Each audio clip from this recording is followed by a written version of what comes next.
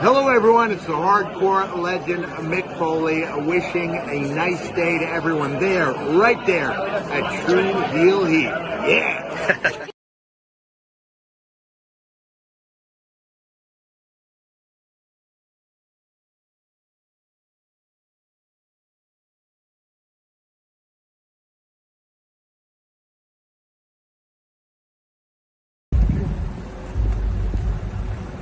Yo, what up? You know what it is. It's your boy AJ Francis reporting to you live from New York City, the birthplace of hip hop. And I'm telling you that I'm only tuned in with True Heel Heat Wrestling. Holla at me.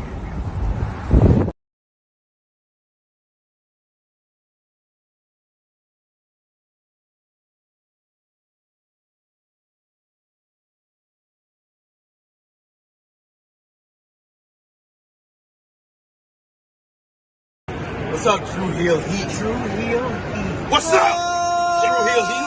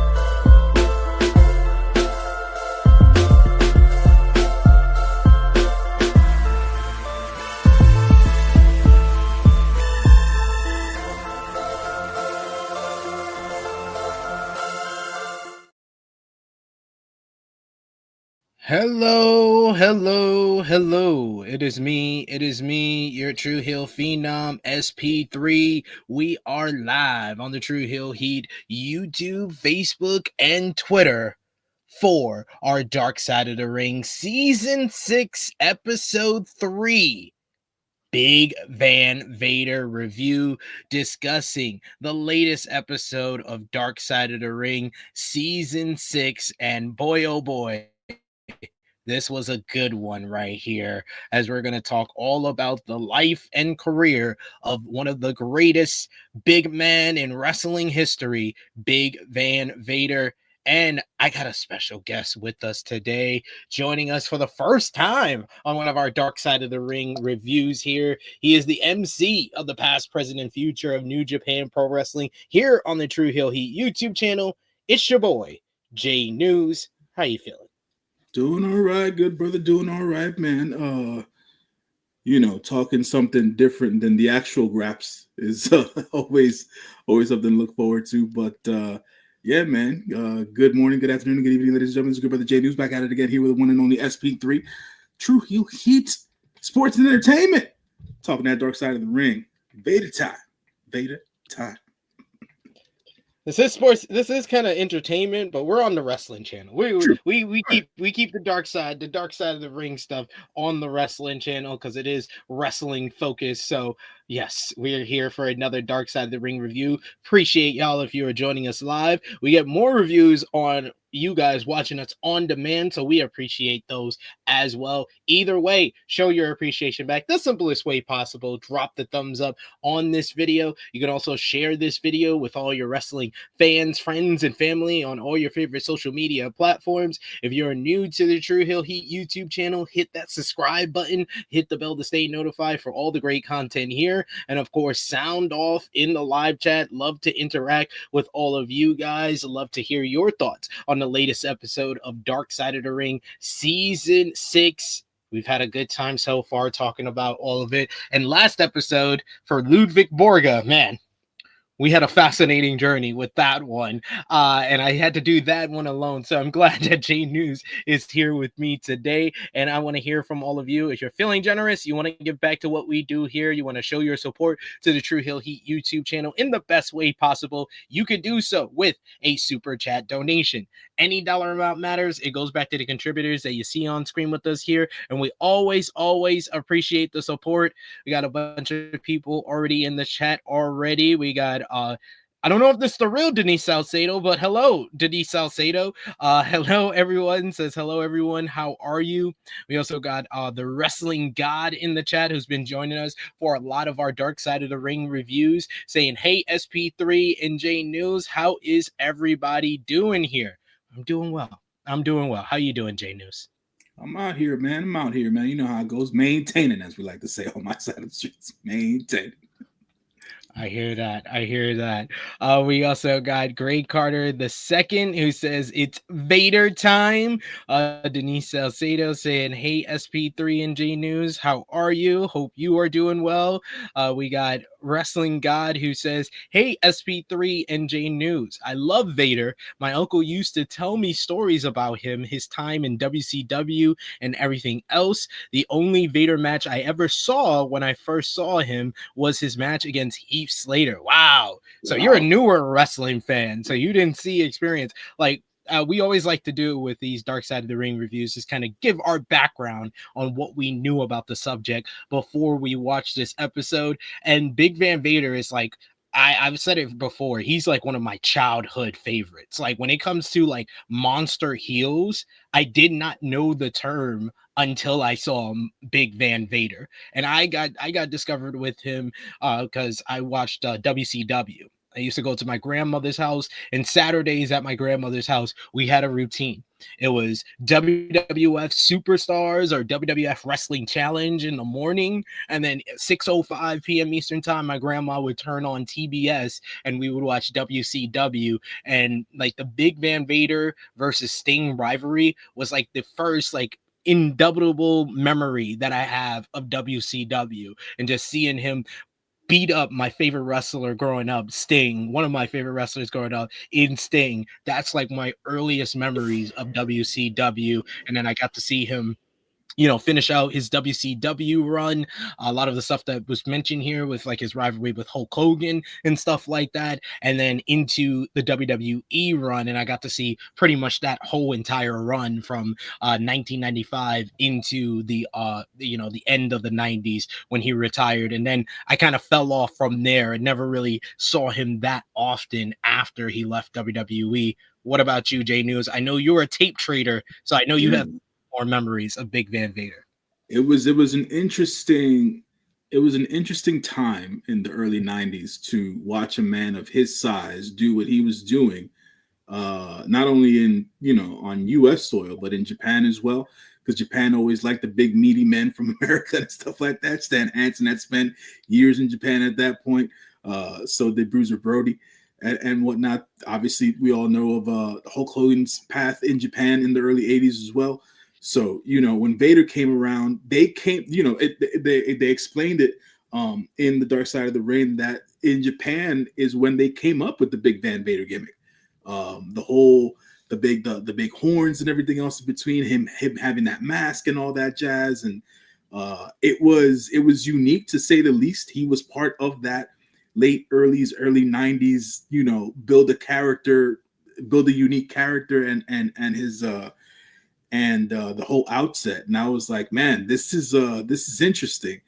And when I first saw him through tape trade, through the tape trading and all that stuff, I was like, all right, this is interesting. I didn't figure I would ever see him mainstream. So then when I saw him on WCW, I was like, whoa, they got the big guy from Japan over here doing this thing, and he's crushing people, bro. Like it was a whole, it was to me, it was so different because I was so used to like the Hogans and the Stings and the Savages, and like looking at Vader. Yeah, we had Bam Bam, but it's like looking at Vader was such a different thing, and I was like, man, this guy's gonna take over.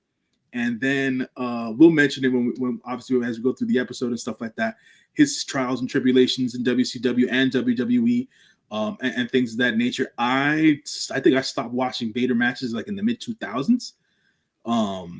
I think that was the last time I stopped watching him and whatnot. I know he passed away in 2018, I want to say. Yeah. And I think he was still wrestling even up until before that. You know, I think he had like a match with either Ricochet or Will Ospreay, I forget, or whatever the case is, like 2016. It was Will. And you know, it was a whole thing. His career definitely took a turn after his WWE run and stuff like that. But he was definitely one of those wrestlers that you couldn't help but put your eyes on him when he was in the ring and things of that nature. And he was one of my favorites to watch because he was just so unique. To me, to end this off, my biggest moment that he was involved in was a WCW moment. Was when Ron Simmons won the WCW World Championship. That was the biggest moment that I remember Vader being in during my childhood. It was that, and then when Sting finally beat him at that end of the tournament, I think it was like it could have been a Starcade or some. It was Starcade. Yeah. And those are the two biggest moments that he got beat in both moments. But at the end of the day, I remember him beating Sting for the WCW World Championship. That's like my greatest memories of him, and his matches with Cactus Jack, the Halloween Havoc match, especially. Yeah. I remember the matches with Foley. They were always. I mean, Vader was stiff. Obviously, we'll go through that as we go through the episode. Vader was stiff, but I always. I remember watching the episode where he broke that guy's back, and I was like, that was gnarly. And I was like, when they made it into storyline and everything else in between, I was like, oh, this is no joke, you know? And then, mind you, I had already come off the fact that the dude got his freaking eye poked out in Japan or whatever. It's like, oh, he's really doing this shit here too. And I'm like, man, Vader was so different, man. He was definitely a one-of-a-kind pro wrestler, to say the least. And yeah, those are the two moments from a WCW standpoint that stand out to me with Vader, between Sting and then the one with Ron Simmons and stuff like that. And those Mick Foley matches were brutal to watch, man. Just the sounds that Mick would make against the floor, and like those cross faces that he would hit Mick with. It was nasty, bro. It was like, it always looked real whenever Vader was in the ring. He never held back on that. So speaking of which, the show kicked off with Mick Foley talking about the great movie villains, and he notes that Vader was the greatest monster of his era. He said, and I quote, "I was pummeled by Vader on many occasions when he introduced himself." He talks about how your favorites look like they would lose more than just a title when they faced Vader. We get next Vader's son, Jesse White. He's here to talk about his dad, and I thought that he was one of the better additions here in this Dark Side of the Ring episode. He says Vader would eat people up and they wouldn't fight back. Leon White grew up in a house with a lot of violence caused by alcoholism. Deborah White, his ex-wife of Leon, says that Vader had to be the man of his house very early, and notes that he had a tough life. Vader had to fight nearly every day in school. Jesse tells a story of two men breaking into the house when Vader was 12. He was watching Star Trek with his sister, and they took off to their grandpa's house when the people broke in, and he took them back home and handed Vader a shotgun, and he told him that he knows what to do if it happens again. The grandpa wanted to make Leon tough, and it obviously worked. Leon was a great football player, and it got him out of the violent home life. We meet Dave Logan, who was a friend and a former NFL player. He met Leon when he was a freshman at the University of Colorado. Leon was given the nickname of Baby Bull, and it fit him perfectly. Vader was drafted by the LA Rams in the third round of the NFL draft, but injuries caught up to him and ended his dream early. His next line of a career was to try out with pro wrestling, and we hear audio from 2014 as Leon talks about going to a show in Denver and meeting Bruiser Brody in the back. Brody asked him what he was doing, and Vader told him that he was here to get a job, and he was sent to Minnesota. And we see Vader versus Brody in the AWA. Have you ever seen anything like this? I'm going to go out my way and look up Vader versus Brody, because he was basically taught to just work stiff from his very beginning in the business, it seems like. So when I was watching this, I was born in 1984. I started watching wrestling in 88, 89. So for me, when it came to, I got to Vader's Japan run later at the end of the day. Yeah. I found out here on Dark Side of the Ring that he got to start even earlier than that at the end of the day. So I always knew he had that Stan Hansen had a hand in his training. I just didn't know that it was as early as it was. And for him to have gotten in the ring with Bruiser that early on in his career before their runs in Japan was surprising, and I would want to watch what early Vader looked like or what early Leon White looked like at the end of the day, because I had no idea that he started that early. And yeah, man, that was news to me. That was interesting. And Bruiser Brody himself has a fascinating history that people can go through. But yeah, man, he was taught to work stiff, and he never let it go. Never. And yeah, if you want to know more about Bruiser Brody, we did that review as well. That was, I believe, a season 1 episode for Bruiser Brody. Jim Cornette is next here, and we always, I said it during the Ludwig Borga episode.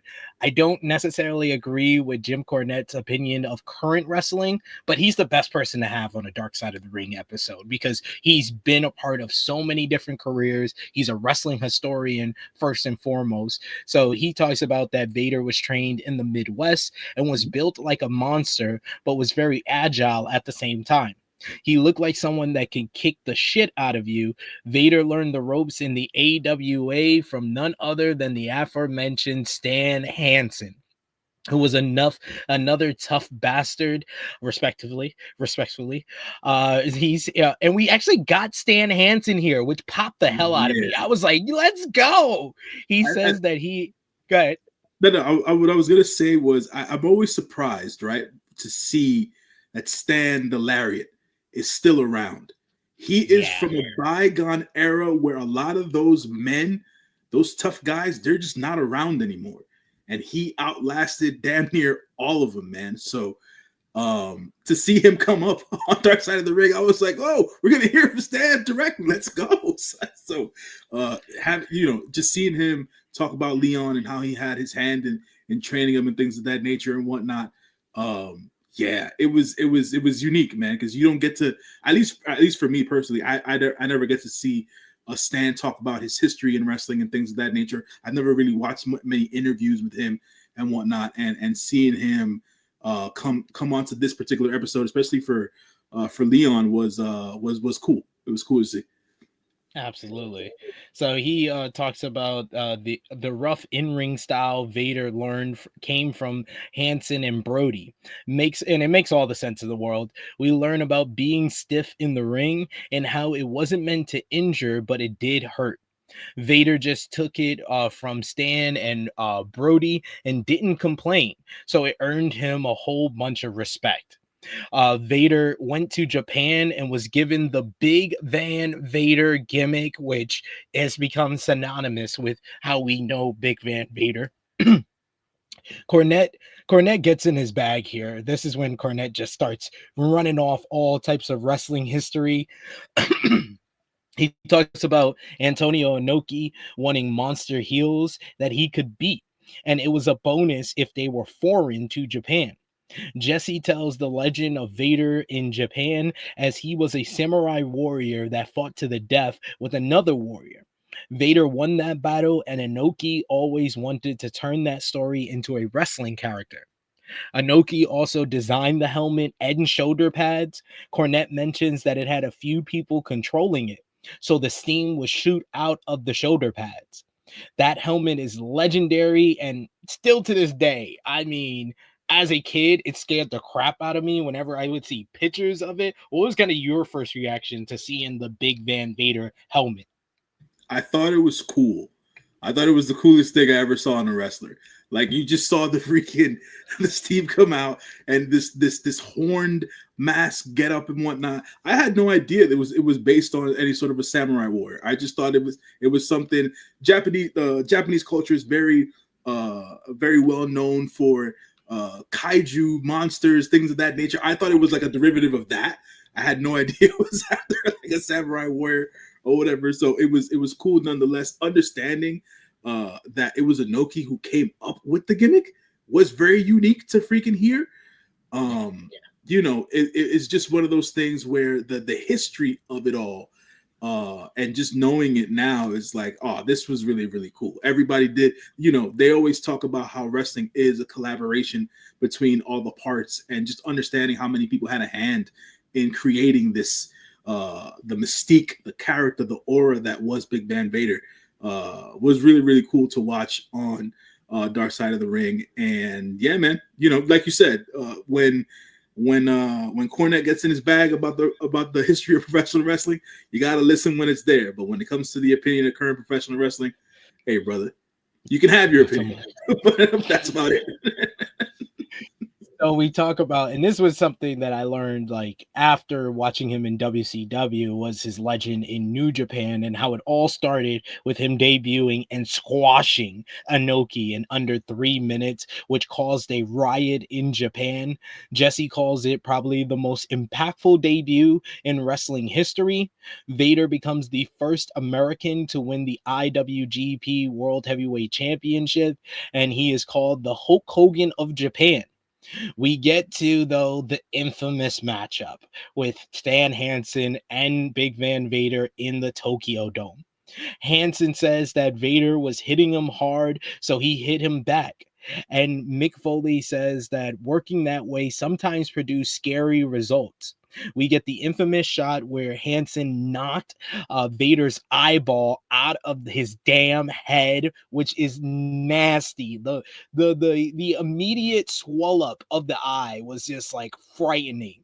The eye issues freak me the hell out, but like seeing him, and you could see like he was barely being able to see. We go back after commercial to this whole eye popping out of the head moment. Leon just pushes it back into his head, and they continue to beat the hell out of each other. Deborah says that she was scared to death, and notes though that this was a phenomenal matchup. She continues that Vader was in Japan 32 weeks a year, and that leads to a discussion of him missing a lot of Jesse growing up, but he notes that it was the life that he was born into. So give us your, what do you think? What did you think about the Inoki squash, which he debuted, and of course the eye popping out matchup with Stan Hansen, which I never seen it with the footage that we got here, and this is another instance where I'm like, okay, I'm gonna seek this out immediately. Yeah, it like this wasn't news to me. I knew about the riot thing for years, and how Vader got that win over Inoki in his first match in Japan, or when they flipped over the gimmick, should I say. And that was not the first or last time there was a riot in the Japanese crowd, to say the least. Secondarily, the eyeball thing. The first time I saw that, I was a kid.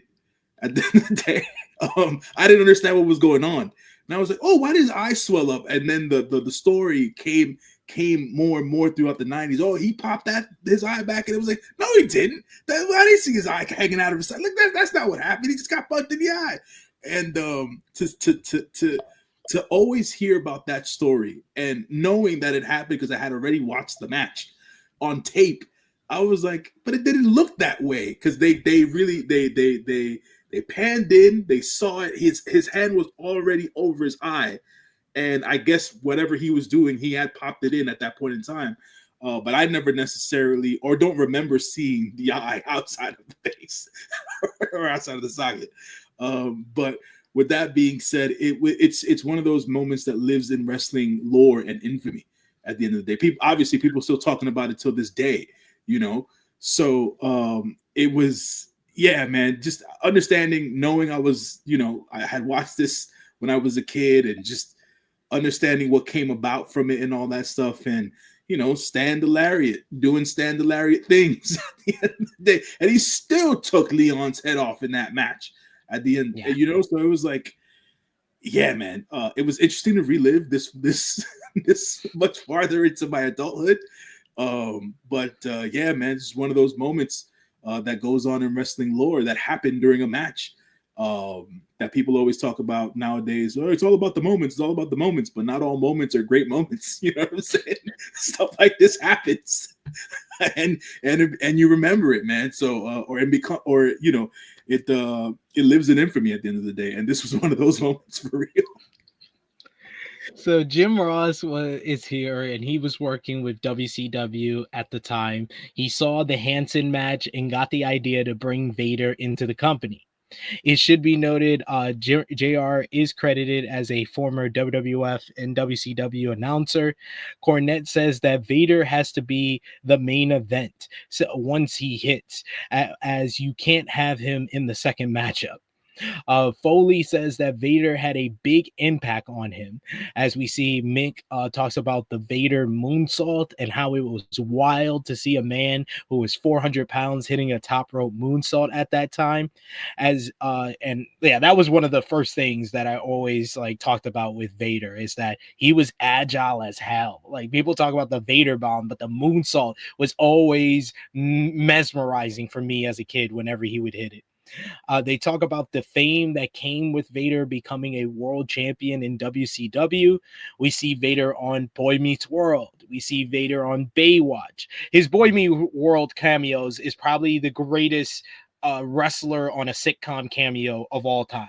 Him as Frankie Sonoli's father, the first one in, like, I think it was like season 2 of Boy Meets World, when he comes and has the wrestling matchup with Corey, and then he beats up Eric a little bit. And then we find out that Feeney used to teach him and stuff like that. And then later when they bring him back, when he's living in like a freaking trailer. Why is he living in a trailer when he's working in WWE? I have no idea. But he has the matchup with Jake the Snake Roberts, and Corey is a wrestling expert and gives him strategies on how to beat him. But he gives it to Frankie so Frankie can get close to Vader. I know that off the top of the dome. I remember those Vader episodes like they were second nature. Those were my favorite episodes of Boy Meets World. He was great in that stuff, man. He was so believable, and he was, and for him to shift into the role of, like, he went from Vader the wrestler to Frankie's dad. Like, he was Mr. Stachino for a moment. Like, it was. Oh man, I love that stuff from Boy Meets World, man. And he was so believable. He played his character. He played the dad, and it's like, this is an interesting way to see him. But like, at the same time, man, childhood nostalgia, yeah, it's all there, man. It's all there. It's all in the field. It's all there. We got our boy Josh in the chat with the Vader sign there. So Jesse, his son, talks about, he admits that it was pretty cool seeing his dad on TV, but it was a double-edged sword, as his dad wasn't around as much as other kids' dads were. When he would show up to Jesse's events, people would hound Vader for autographs, and it made Jesse jealous. Like, why can't you just be at my sporting event or something like that? They know Vader had a soft side, but could change gears quickly. There was a side to him that you didn't want to see. It was a challenge to go from Vader to Leon White, and Deborah says that she fell in love with Leon, not Vader. She said, and I quote, "He liked being a tough man, and unfortunately, he brought it home sometimes." And I was watching this with my missus, and she was like, "Uh-oh." It's like, oh damn, I didn't know it was like that. So Deborah says that it never went to Jesse only and only her. She knows Leon loved her to death, but it was too deaf. It looked like a beautiful life, but you never know what happens behind closed doors. And you know that hurts as a fan of Vader to know that he couldn't turn it off when he was with his family, and sometimes that had, you know, bad consequences, because you never want to hear anything like that. What did you think, being a fan of his for so long? It's always tough, right? And not to lump him in with that era of wrestler from that point in time. But for me, speaking for myself, you can't do anything but do that. You hear about all these stories that different professional wrestlers did the exact same thing.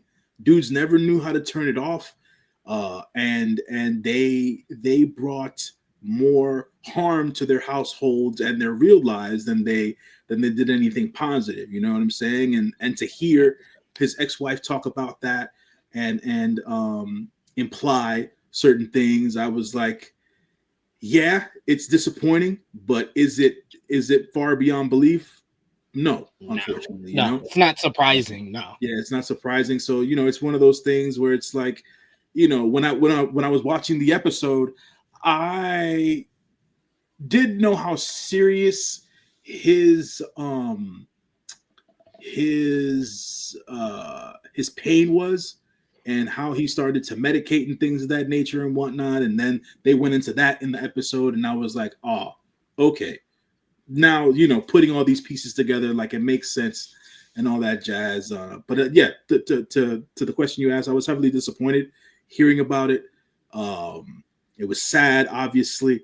And I think nowadays, folks take, especially in the business, the wrestling business nowadays, I think they take better care of themselves and their mental health than they used to, right? Because it's now more of a prominent thing in front of people's minds in society. So that's a good thing that's come out of the history of humanity overall. So it's sad to hear about such a thing, but hey, man, it's part of his story.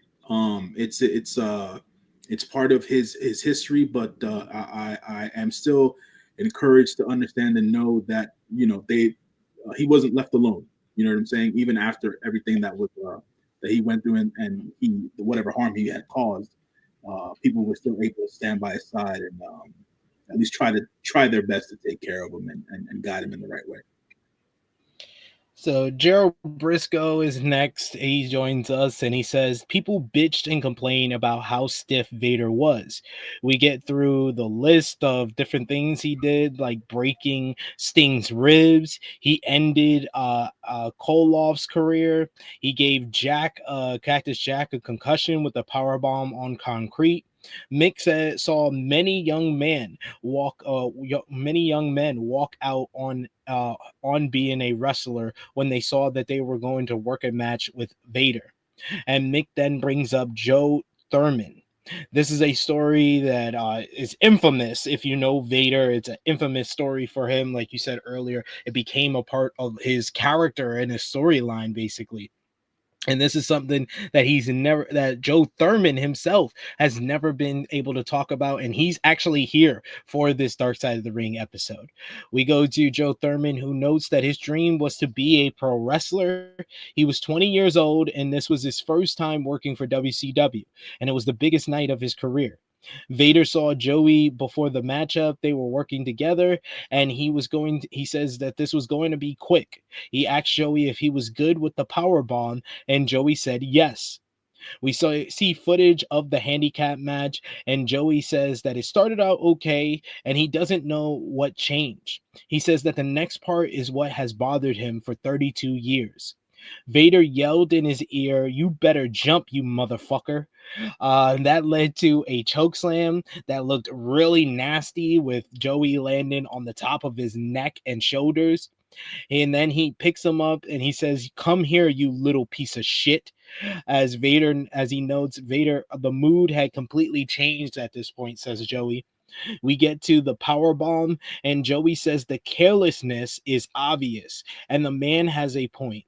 It's really a bad looking power bomb, 100%. Vader just slams the poor kid down without any type of protection, just folded him in half where he lands so high on his neck and shoulders. Joey says that he remembers feeling the numbness instantly. And Vader didn't even touch him for the pin, as whatever was happening had switched back, and he showed concern on his face. Joey told the ref that he couldn't feel his legs.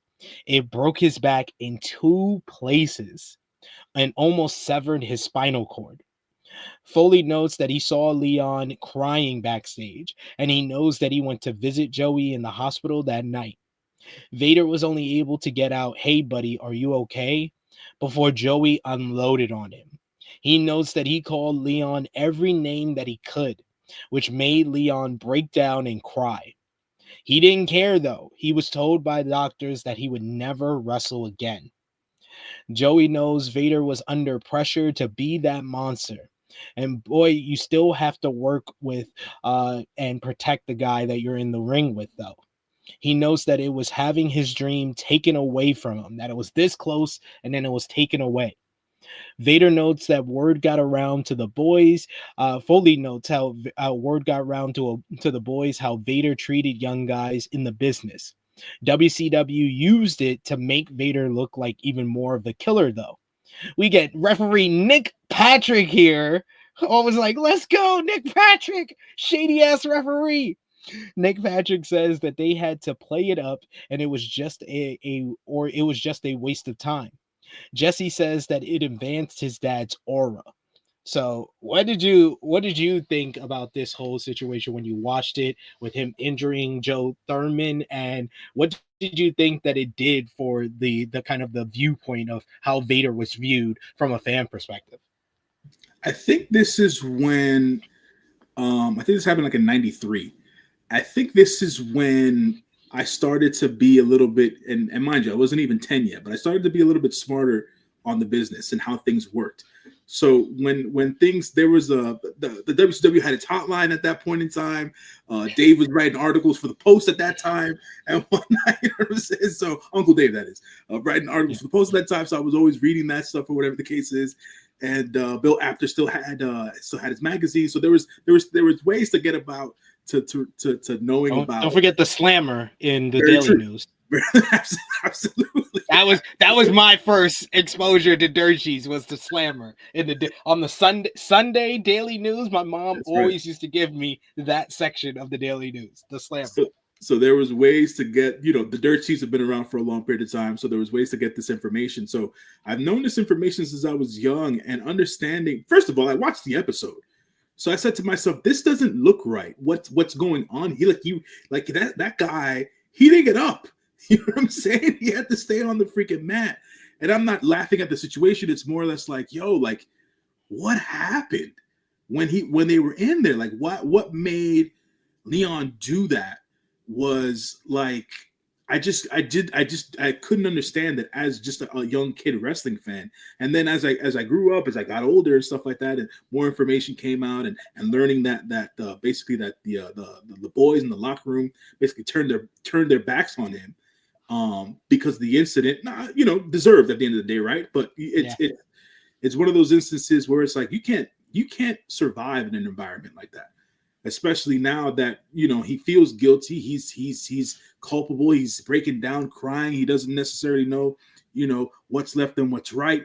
And they might have played up the monster heel character on TV, but it just after that happened, it was like, who was gonna get in this ring and be able to survive Vader or Leon for that fact? Like, was anyone willing to put their safety on the line? And obviously there was people who were willing to put their safety on the line, but it's one of those things where it's like they had to make sure he was going to take it easy in certain spots and direct him doing certain things, and and eventually we'll get there as well, where he had his match with Hogan and how all that shit boiled down. But yeah, man, it was rough. And it became part of his overall reputation, and it continued to precede him for the rest of his career at the end of the day. So, what are you gonna do? It was rough. It was rough watching it when I was a kid, and it was rough reliving it there. I didn't know. Look, man, for all intents and purposes, this is not a knock. This is not disrespect. I didn't know Nick Patrick was still alive. To let alone to see him on Dark Side of the Ring. I was like, wow, okay, another person who was there at that time, being able to tell more of the story. So, hey, props to the folks at Dark Side of the Ring for getting Nick Patrick. Yeah, that was a great shout. I was like, oh man, we got referee Nick Patrick is here. So yeah, like we said, it's been up to this the Joe Thurman injury angle. It's been a nice run for Vader. We got pictures of him with like Andre the Giant. This was it over in Japan. There's pictures of him with in Japan with Bam Bam Bigelow teaming up. You got him on like magazine covers. Everything is all well. The Joe Thurman injury is like the first kind of point where there was, like you said, the boys turning on him and everything. But he didn't run into a thunderstorm or a tornado until Hulkamania made its way to WCW in 1994. Deborah said that wasn't a good thing when Hogan came over. JR says that Hogan was a massive face and Leon was a killer heel. He says it went wrong because of egos. Jesse says that the matches with Hogan were a watered down version of what his dad was doing. And I think I would kind of side with him as well.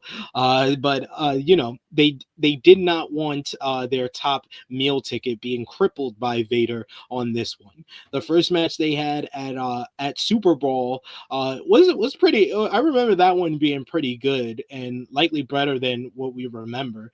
We see though Hogan no selling the power bomb from Vader, and Leon in the interview from 2014 says that it was a backstab.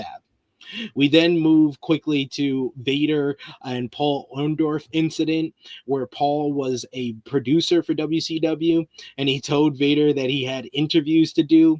Vader wasn't moving fast enough, so Orndorff says, "Get your off your fat ass and get in here." Leon told Paul that he would he wouldn't tell him that, he wouldn't call him that, and told him that he'd call him a badass. So Paul, in his flip-flops, punched the shit out of Vader, knocked him out, and then started kicking him with his flip-flops. They said in the locker room that it sounded like two dead fish smacking together. Cornette is so great at telling these stories. Someone had to take the fall for what happened, and Vader was done in WCW. Deborah says that was the beginning of the end, as it led to bad decision after bad decision.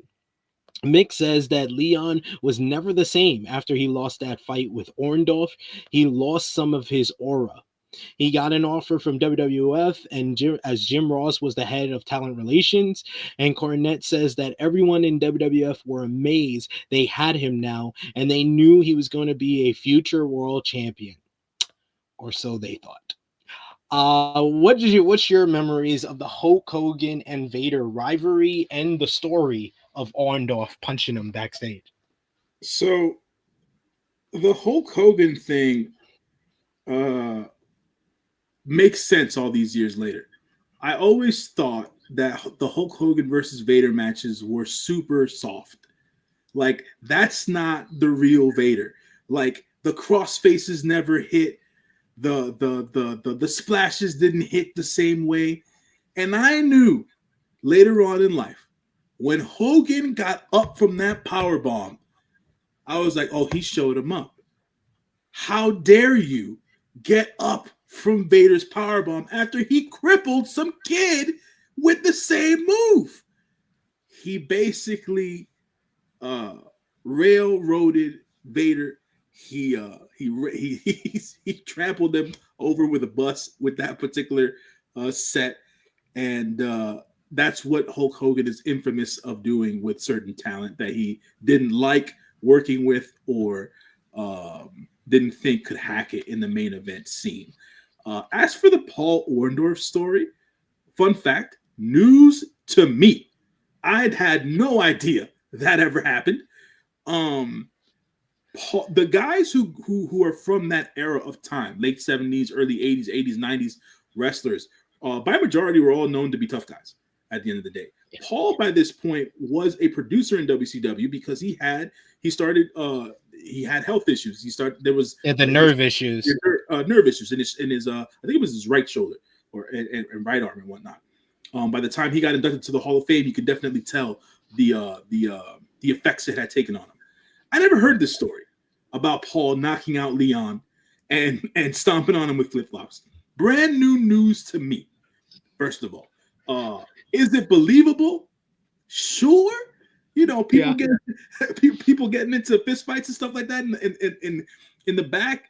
But I guess, right? We can't necessarily say it didn't happen if it's coming from Cornette. Mick corroborated the story and stuff like that. So this happened, right? Ain't no reason nobody would lie on two dead men, right? You know what I'm saying?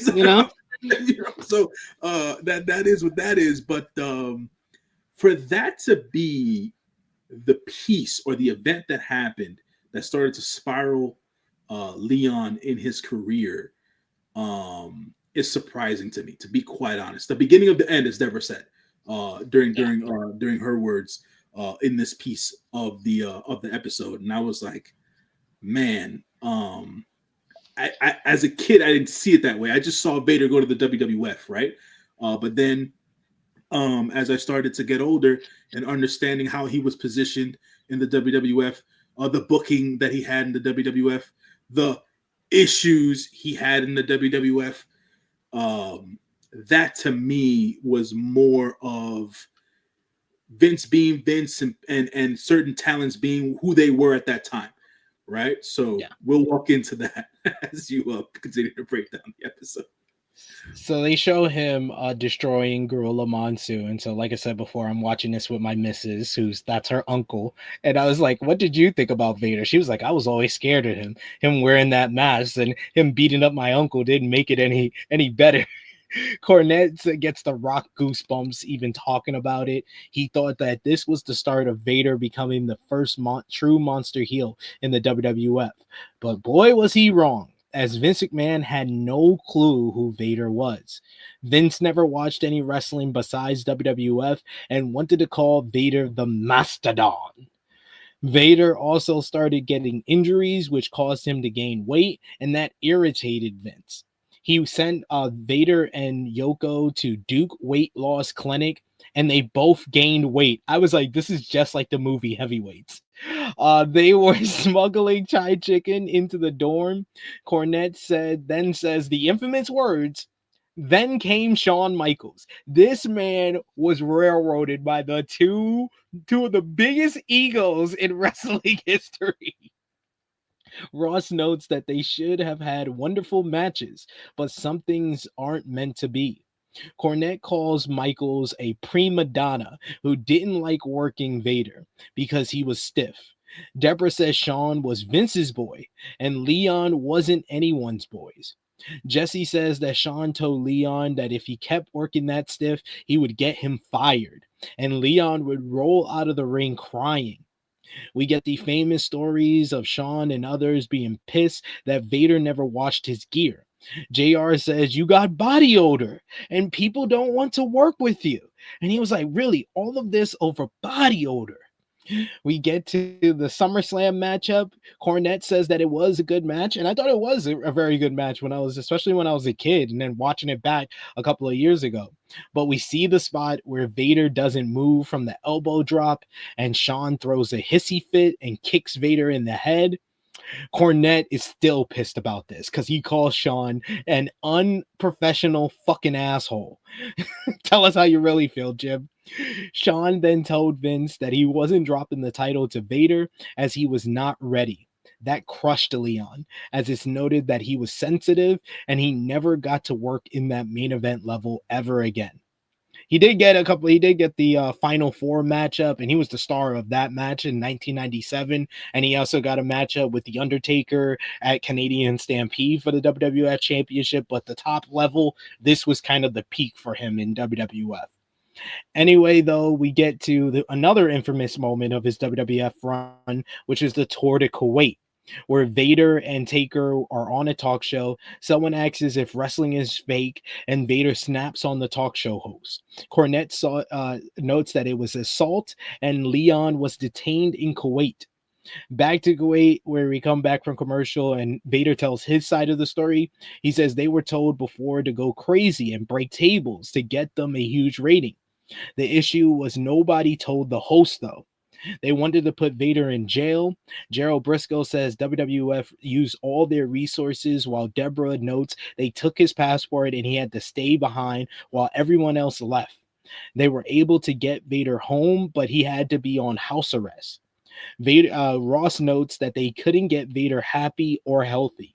Deborah notes that the injuries caught up to him, and like many others, he became addicted to painkillers. They had changed his personality, and he started becoming all over the place with his emotions. Deborah notes that he was self-destructive, and it only got worse. What did you think about the Shawn and Vader matchup from SummerSlam, and the stories of the background with the gear and everything, and of course his infamous incident in Kuwait? These are all things that I knew because, like I said, I followed his WWF career, so this was nothing new. But I was like, I'm glad they brought it up. I don't recall that incident, if I'm being completely honest. There's a huge disconnect for me with professional wrestling for a long period of time in my life.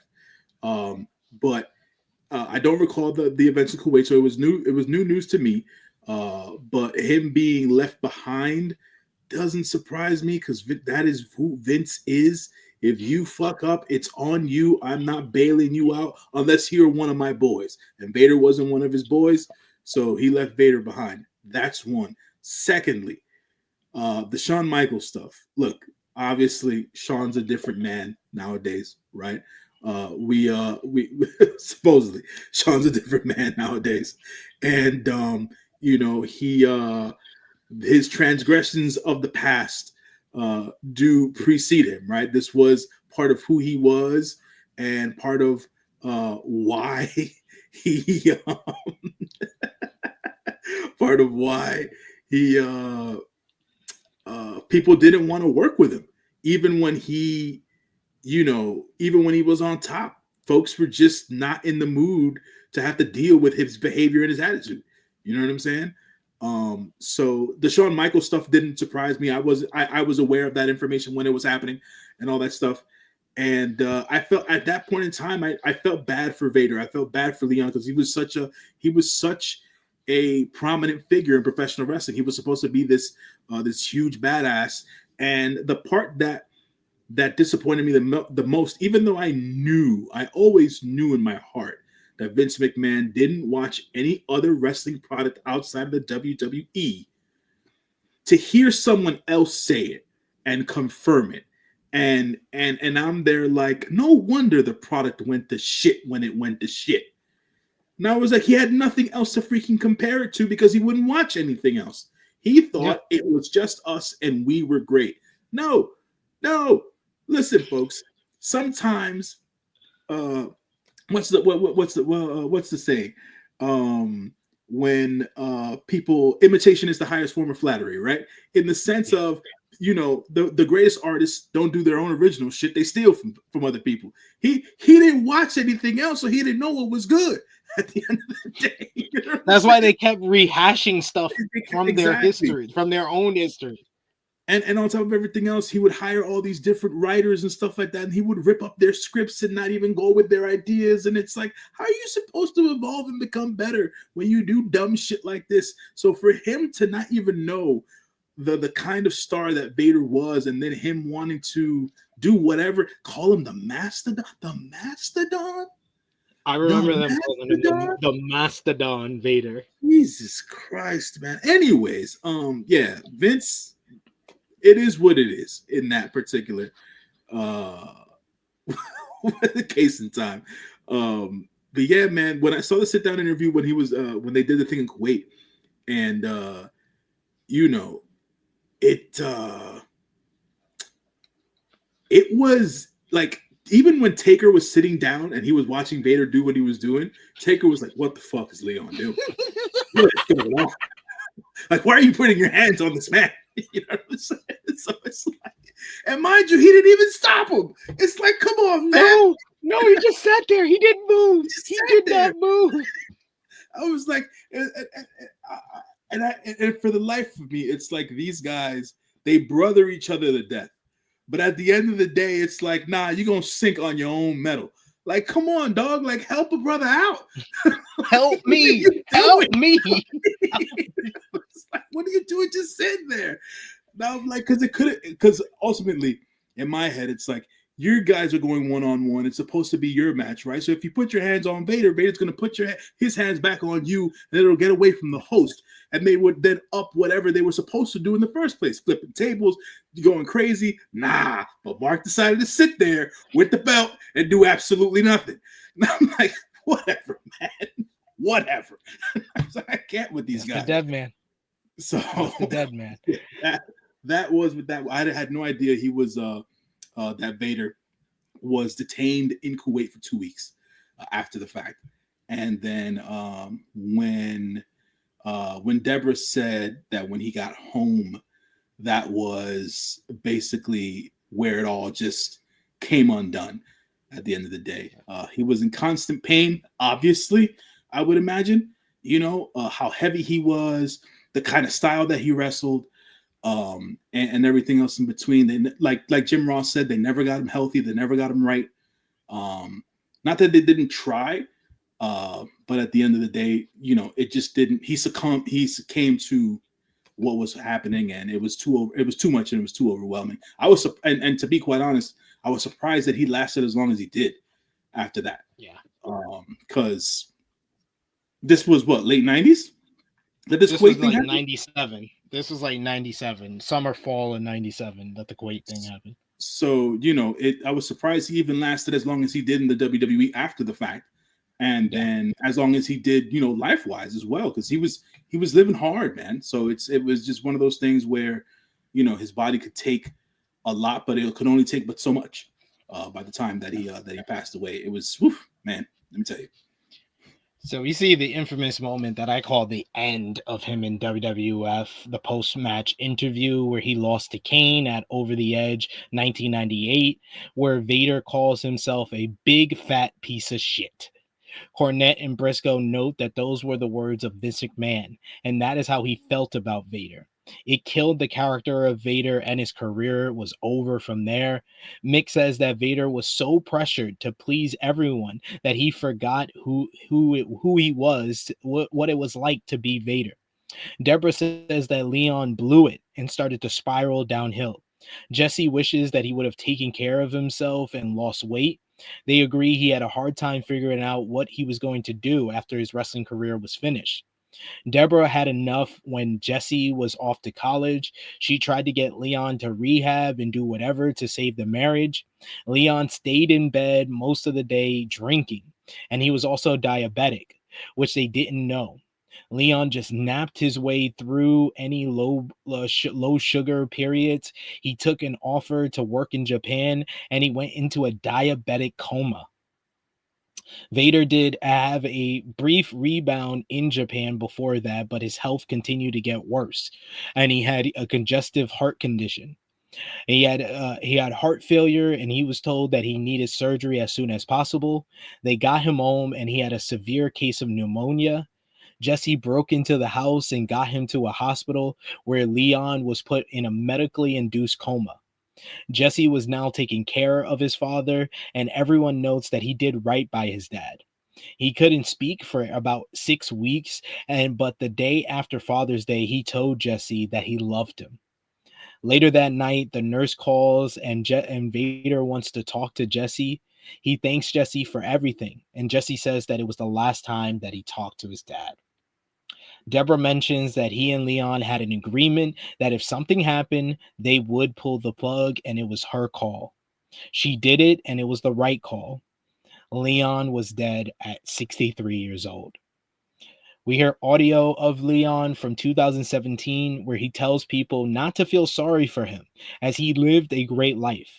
Ross calls him the greatest monster heel of all time. Foley says that Vader is one of the biggest stars of his era and he doesn't think he gets the credit that he deserves. 100% agree with that statement. Deborah says that there was some bad, but there was a lot of good and it was so much fun.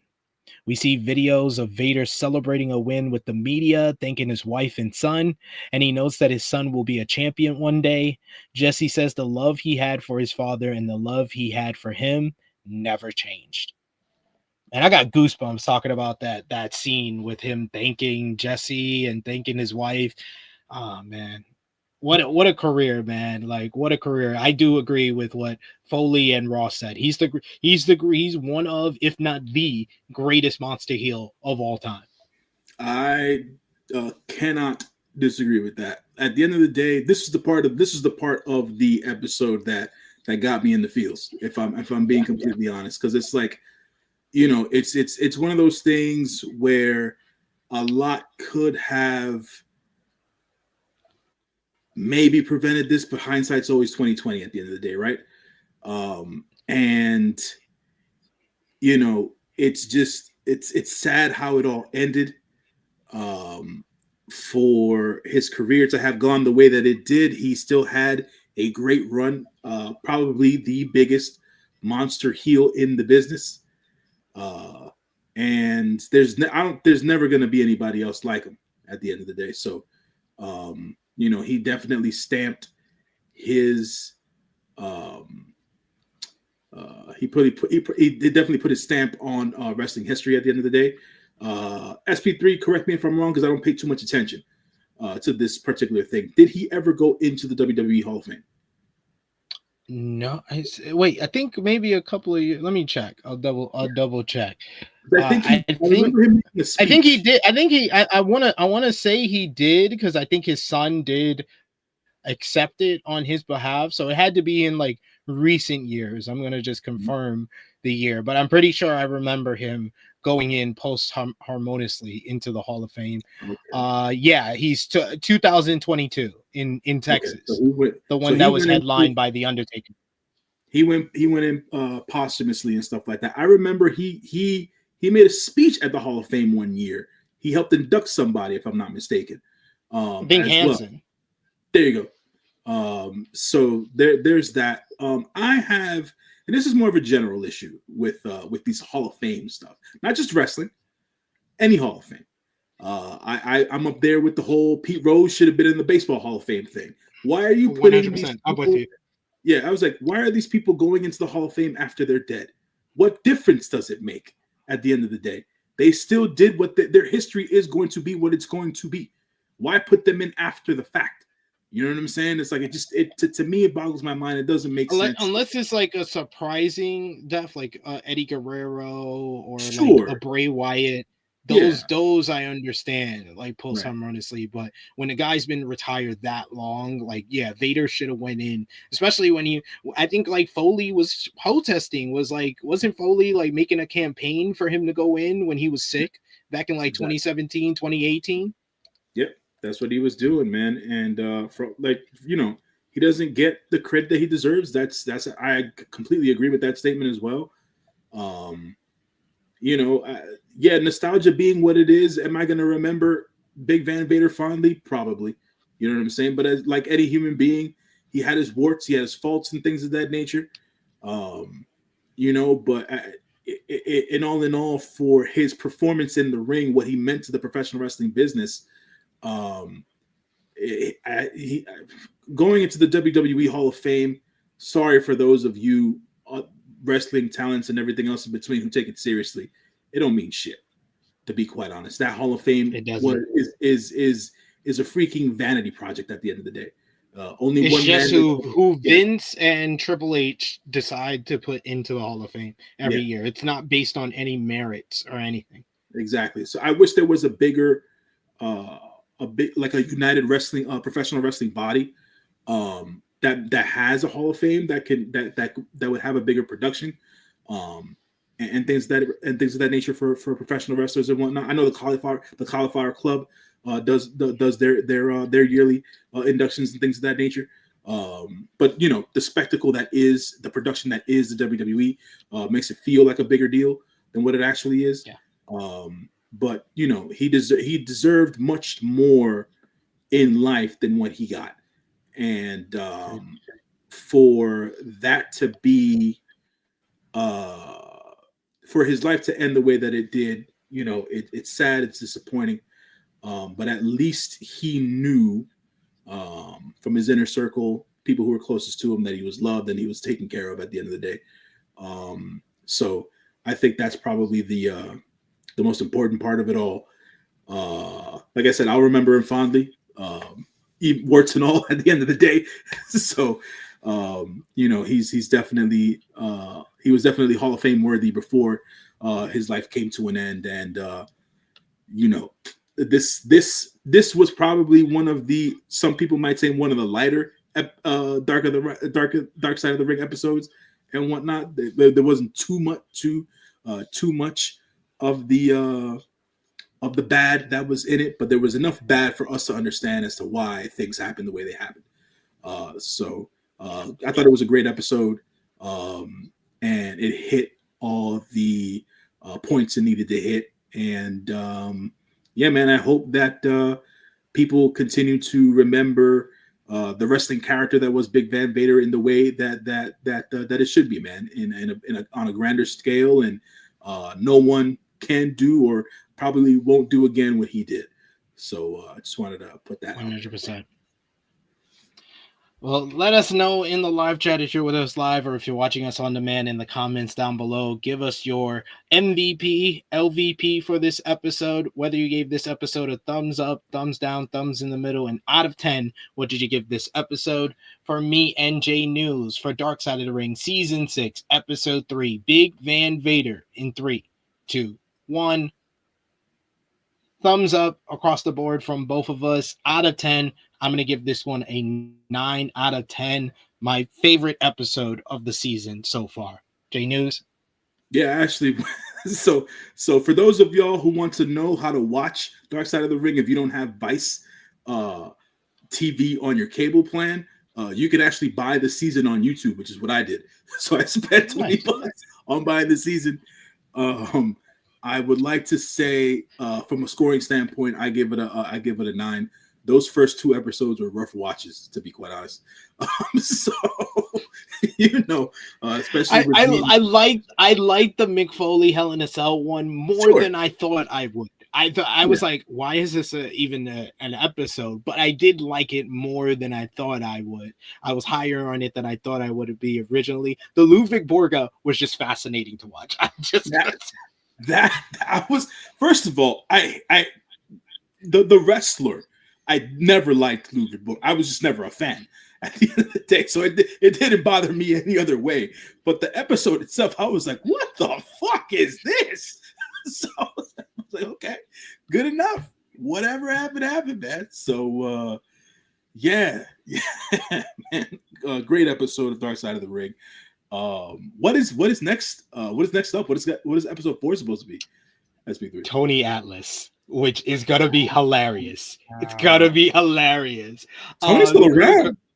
Yes. Greg Carter II, he says MVP Jesse, LVP Vince McMahon. I think I'm in agreement with this. I would say, yeah, Jesse White was definitely my MVP for this episode. I like the talking heads with JR and Jim Ross and Mick Foley, but Jesse was the one who gave it like the personal touch to it. Absolutely. So I will give him MVP. And yeah, LVP, it's co-LVPs for Hogan, Shawn, and Vince, because all 3 of them are responsible for Vader's career going in the direction that it did. I highly agree. The only thing that that gives me cringe levels on this is having to listen to Chris Jericho narrate this stuff. I know it's been happening for years, but I still can't get over that he's the narrator.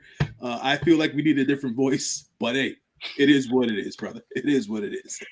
Yeah, there'll be a different voice when they do the Chris Jericho episode. But that is all for our review here of Dark Side of the Ring Season 6, Episode 3, Big Van Vader. J-News, let everybody know where they can follow you on social media and when they'll see you again.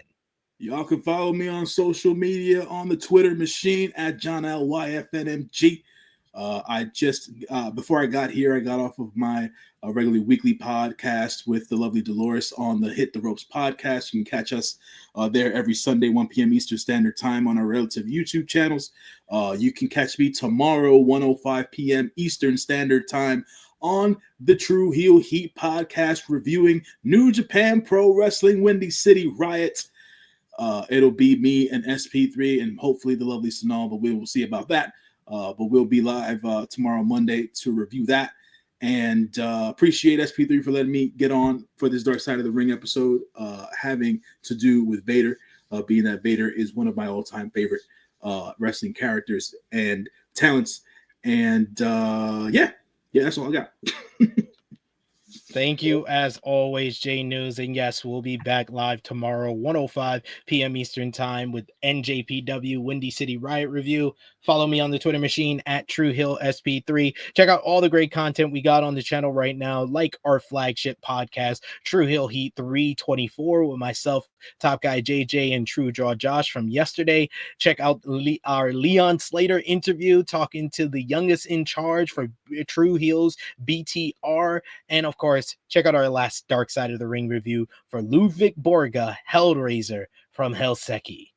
That is all for us today. We will see you live tomorrow, so join us live for that. For J-News, it is me, your True Hill Phenom SP3. This has been our Dark Side of the Ring Season 6, Episode 3, Big Van Vader review. We are signing off until